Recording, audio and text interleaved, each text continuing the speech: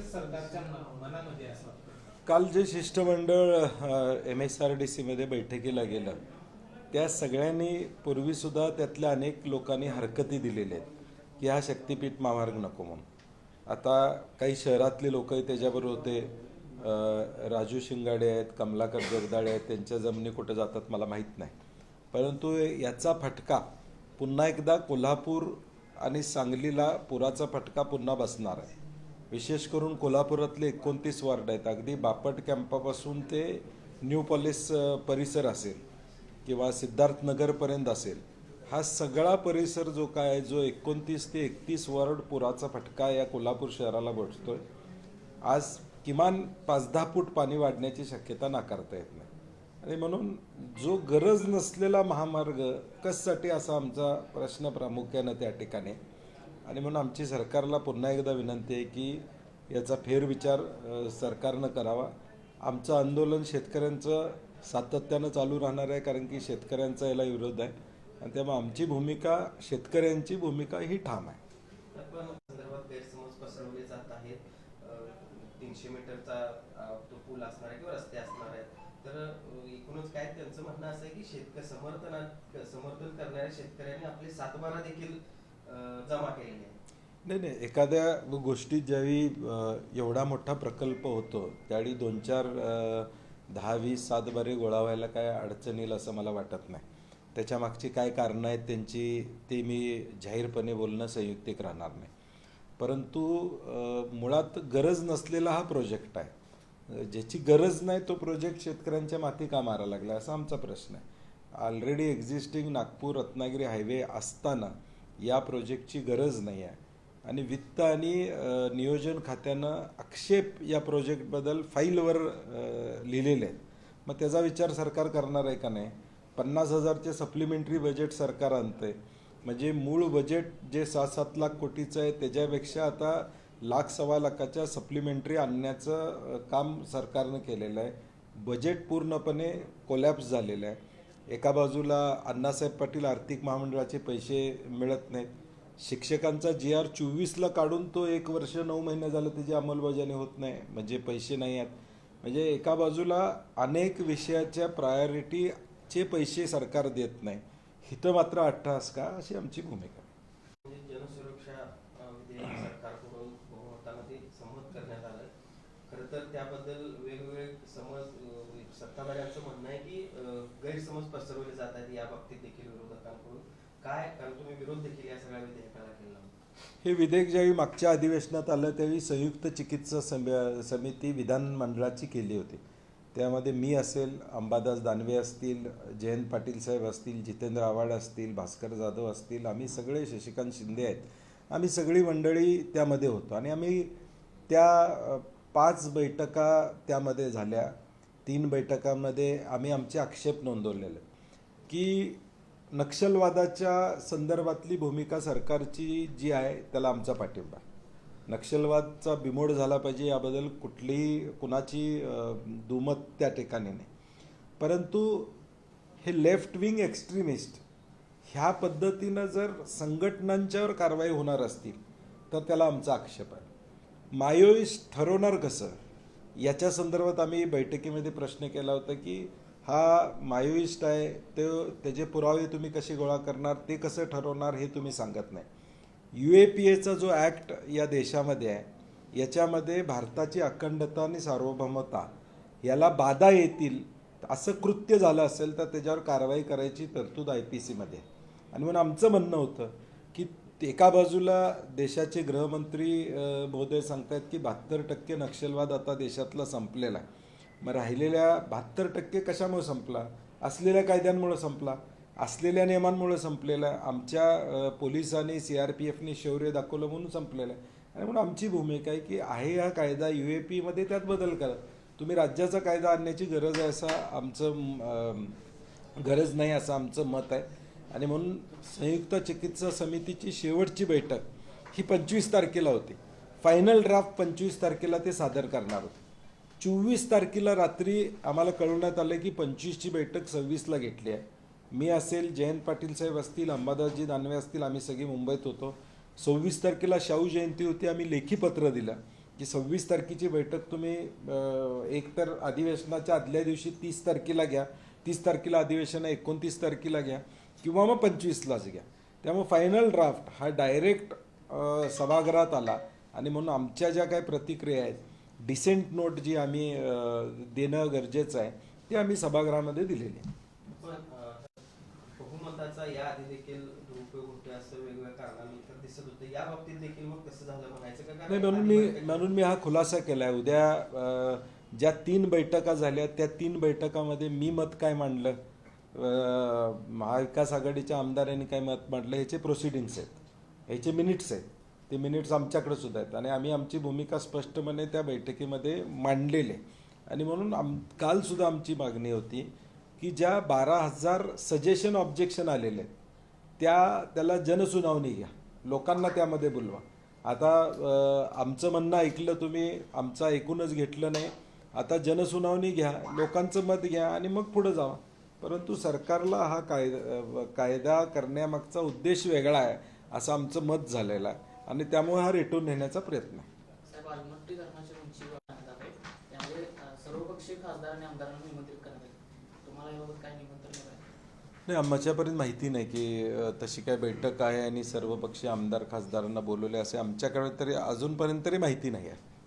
सर्वोच्च न्यायालयात असं सांगण्यात आलं. सर्वोच्च न्यायालयात याबाबत याचिका देणार असं नाही, आम्ही परवा सुद्धा सन्मान्य विखे पाटलांच्या जवळ भूमिका मांडली की ते सातत्यानं म्हणतात आपण कोर्टात आहोत असं आमचं मत नाही. तुम्ही कोर्टात इंटरव्ह्यून केलं पाहिजे आणि हाईटच्या संदर्भात इंटरव्ह्यून केलं पाहिजे.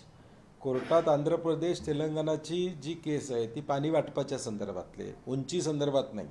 आणि म्हणून या उंची संदर्भात जो रुडकीचा इंडियन इन्स्टिट्यूट ऑफ हायड्रोलॉजीचा अहवाल आहे तो कधी प्राप्त होणार आहे, त्या अहवालानंतर नेमकं काय स्पष्ट होते त्याच्यावर सरकारची भूमिका. आणि म्हणून आमचं म्हणणं सरकारला आहे की तुम्ही ताबडतोब त्यामध्ये जावा.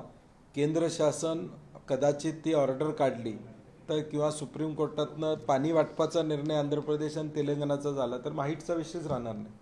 सर, पावसाळी अधिवेशन सध्या सुरू आहे आणि या अधिवेशन काळात शिंदे गटाचे मंत्री समजायचं का? कारण संजय गायकवाड झाले, संजय शिरसाटांचं काल टॉवेल बनियान टोळी सध्या वादग्रस्त होत आहे.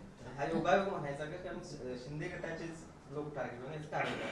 नाही, आता जी कृत्य केले ते समोर आलेले आहेत. त्यामुळं आता हे महायुतीतलं आतलं राजकारण आहे का नाही आम्हाला माहीत नाही, परंतु हा व्हिडिओ बाहेर पडणं, ह्या सगळ्या गोष्टी घडणं, ह्याला काही ना काहीतरी अंदाज बांधले जात आहेत आणि ते राजकीय क्षेत्रामध्ये ते चर्चेला. परंतु मूळ उद्देश आता यामध्ये जळगावला ज्या पद्धतीनं अंदाज समितीची बैठक झाली आणि कॅश सापडली, त्याच्या चौकशीचं पुढं काय झालं याचं उत्तर अजून मिळत नाही. संजय गायकवाड यांच्यावर गुन्हा दाखल करायला 48 तास लागले. म्हणजे सो मोठं पोलिसांना तो गुन्हा दाखल करणं शक्य होतं. म्हणजे कायद्यावर प्रशासनावर सुद्धा एवढा दबाव आहे सरकारचा की सो मोठं गुन्हा दाखल. आता एखादी घटना घडली तर विचारायची गरज नाही, पोलीस ताबडतोब गुन्हा दाखल करतात. तक्रारदार पुढे नाही आला तरी जो पुरावे दिसतात त्याच्यावर करायला पाहिजे होता, त्यालाही 48 तास लागले गुन्हा दाखल करायला. आणि सगळ्यात भयानक या महाराष्ट्राच्या इतिहासामध्ये संजय शिरसाटांचा जो व्हिडिओ आला ज्यामध्ये पैशाची बॅग स्पष्टपणे दिसते, आता ह्याची चौकशी होणार का? CBI चौकशी करणार का? ज्या यंत्रणा आहेत त्या यंत्रणा याच्यामध्ये जाऊन खोलामध्ये या व्हिडिओची चाचपणी करणार का? आणि माझं तर म्हणणं आहे हा व्हिडिओ संजय शिरसाटांनी पोलिसांच्याकडे देऊन हा खरा आहे का खोटा आहे याची तपासणी करून घेतली पाहिजे. मग कळेल ते बॅगेत पैसे होते का कपडे होते. त्यांनी कबुली दिलेली आहे की तो व्हिडिओ माझ्याच घरातला आहे, माझ्याच रूम मधला आहे. मात्र त्यांचा दावा फक्त त्यातला एकच आहे की त्यामध्ये पैसे नाही, कपड्याच्या बॅग मध्ये पैसे कसे. आता सगळ्या सगळं कबूल करतायत पैसे आहेत. सगळ्या देशानं बघितलेलं आहे, पैशाची बॅग तिथं दिसते, त्यामध्ये पैशाचे गट्टे दिसत आहेत, हे सगळ्या देशानं बघितलेलं आहे. आता ते कपडे आहेत असं म्हणत असतील तर मला वाटतं याच्यापेक्षा मोठा विनोद नाही. मला वाटते त्यांनी राजीनामा दिला पाहिजे, कारण की हे जर स्पष्ट दिसत असेल तर ते त्यांचा राजीनामा मुख्यमंत्र्यांनी घ्यावा अशी आमची अपेक्षा असणार. संजय राऊतांनी आपली बदनामी गुन्हा दाखल करणार अशा पद्धतीचं स्टेटमेंट त्यांचं आता काही नाही करू देत ना, कारण की पुरावाच आहे. संजय राऊतांनी काय वेगळं सांगितलं? जो पुरावा जो व्हिडिओ आला आहे तो व्हिडिओ त्यांनी सांगितला, आणि याची खातरजमा करा म्हणून सांगितलं. मग त्यांनी स्वतः पोलिसात तक्रार केली पाहिजे की हा व्हिडिओ ची फॉरेन्सिक तपासणी त्या ठिकाणी करा, खरा आहे का खोटा आहे हे बघा. त्यात बेडवर बसणारी व्यक्ती ही मी आहे का दुसरी कोण आहे, AI जनरेटेड आहे का हा व्हिडिओ, हे त्यांनी द्यावा तो व्हिडिओ आणि तपासणी करून घ्यावी.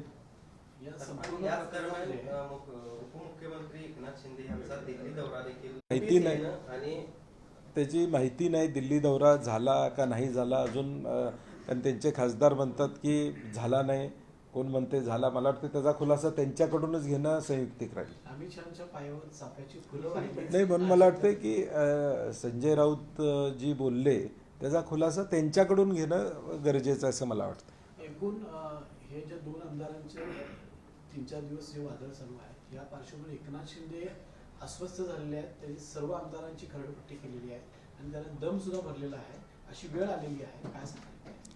नाही, मला वाटते अभय त्यांना भाजपच्या माध्यमातून आहे. हे धाडस कशामुळे वाढतंय, आम्हाला काही होऊ शकत नाही, हे भाजपचं सरकार आहे, आम्ही कायदा कितीही मोडला तरी आमचं काही कोण वाकडं करू शकणार नाही, हा विश्वास, आत्मविश्वास हा असल्यामुळंच ही प्रकरणं आता पुढे येताना दिसतात.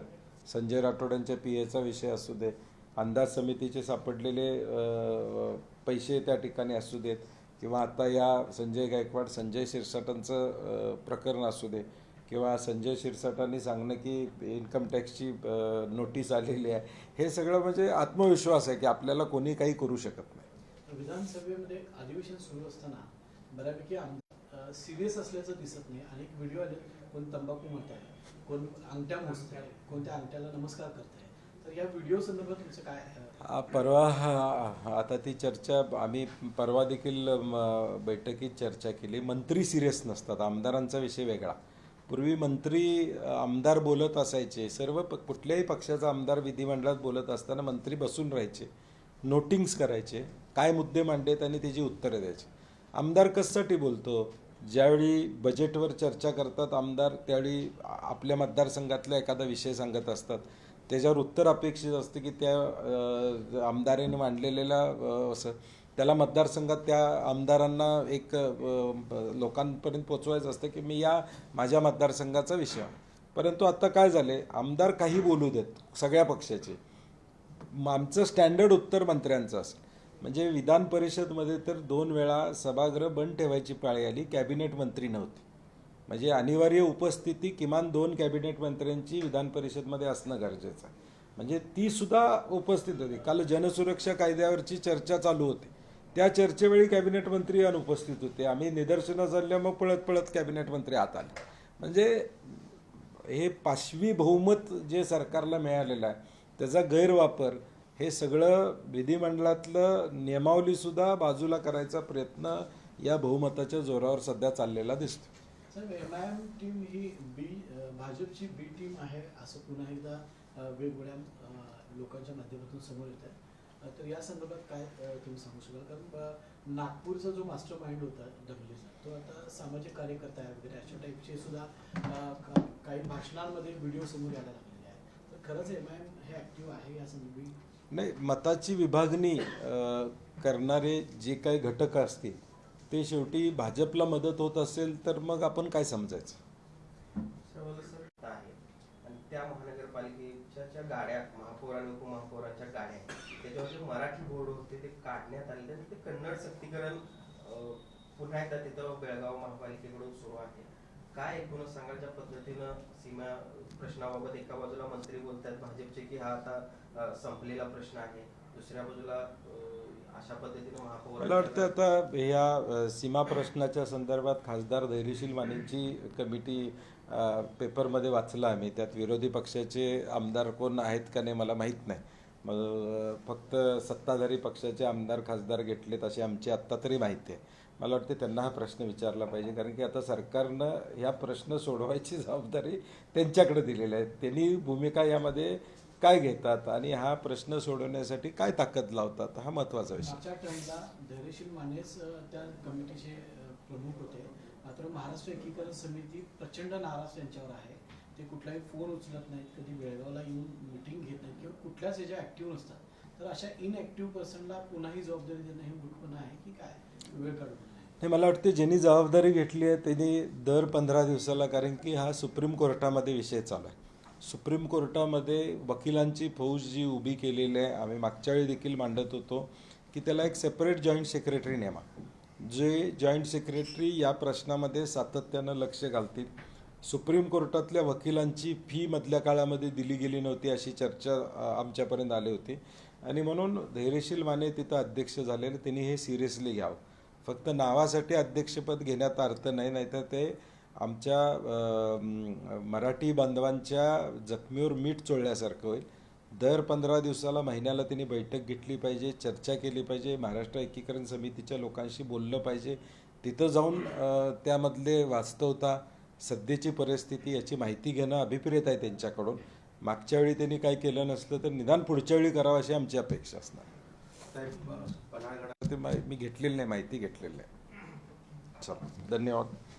त्या माहिती मी पेपरमध्येच वाचले, त्यामुळे मी राधानगरी धरणाचं स्वयंचलित जागतिक बँकेचा जो हे आहे प्रकल्प किंवा त्याच्यातून पैसे घेणे ते बंद केले जाणार आहे, काय केले जाणार आहे? कारण परवाच्या मीटिंगमध्ये मुंबईतल्या त्याच्यावरती काही चर्चा झाली नाही, त्याच्यावर नाही चर्चा झाली. कारण की पूर्वी याच्यावर चर्चा होती काय की आपल्याला पाणी साठवून ठेवायचं असेल राधानगरी धरणामध्ये तर ठेवता येत नाही, स्वयंचलित असल्यामुळं ते पाणी निचरा होतं. तर शाहू महाराजांशी चर्चा करून त्यावेळी अशी एक चर्चा झाली होती की काही दरवाजे आपल्याला बंद ठेवता येतील का, जेणेकरून आपल्याला पाण्यावरचा कंट्रोल प्रपोजल होतं. आम्ही त्यावेळी सुचवलं होतं की शाहू महाराजांशी चर्चा करा, कारण की राधानगरी एक ऐतिहासिक धरण असल्यामुळं त्यांच्याशी चर्चा करून हा निर्णय आपण घ्यावा. तो खरं मला वाटतं की एकूण आत्ताचा विचार केला तर ते करणं संयुक्तिक राहील, म्हणजे नाहीतर मग आता त्याला कंट्रोलच नाही असं झालं. आताच ते 82-83% भरले आताच. आता isakal.com आहे देशातील नंबर 1 ची मराठी न्यूज वेबसाईट. प्रत्येक अपडेटसाठी isakal.com ला नक्की भेट द्या.